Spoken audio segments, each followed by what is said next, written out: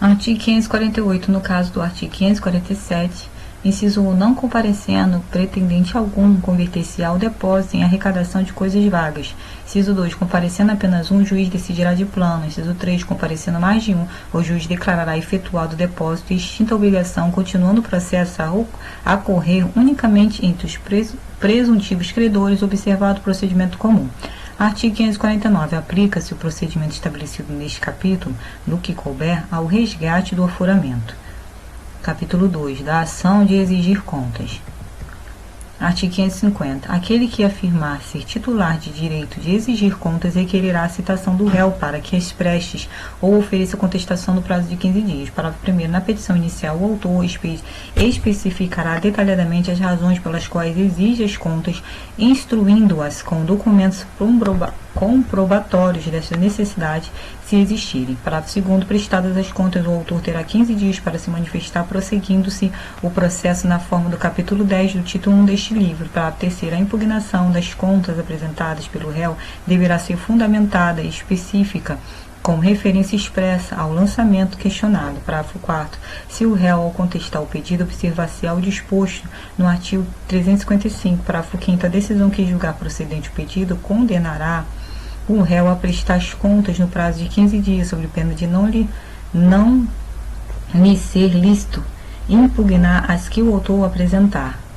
Se o réu apresentar as contas no prazo previsto no parágrafo 5º, seguir-se-á o procedimento do parágrafo 2º. Caso contrário, o autor apresentá-las-á no prazo de 15 dias, podendo o juiz determinar a realização de exame pericial se necessário. Artigo 551. As contas do réu serão apresentadas na forma adequada, especificando suas receitas, a aplicação das despesas e os investimentos, se houver.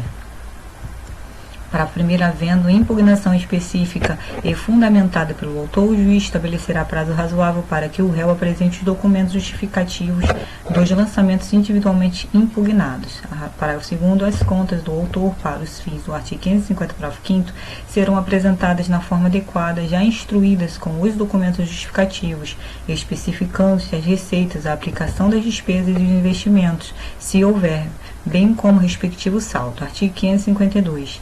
A sentença apurará o saldo e constituirá título executivo judicial. Artigo 553.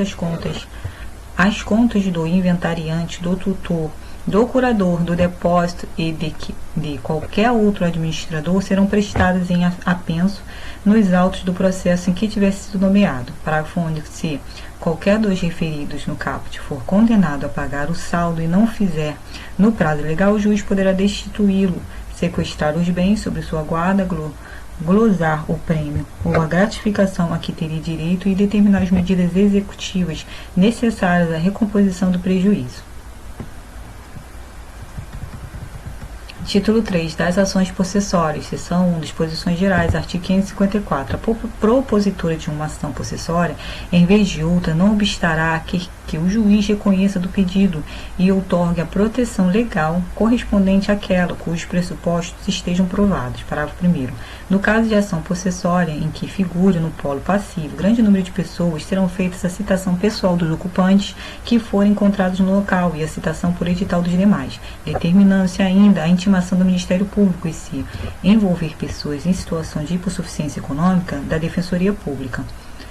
Parágrafo 2º. Para fins da citação pessoal prevista no parágrafo 1º, o oficial de justiça procurará os ocupantes no local por uma vez, citando-se por edital os que não forem encontrados. Parágrafo 3º. O juiz deverá determinar que se dê ampla publicidade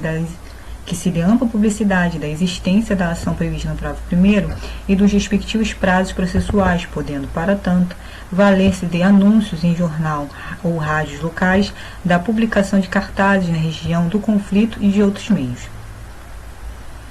É lícito, artigo 555, é lícito ao autor cumular ao pedido possessório de inciso 1, condenação em perdas e danos, inciso 2, indenização dos frutos.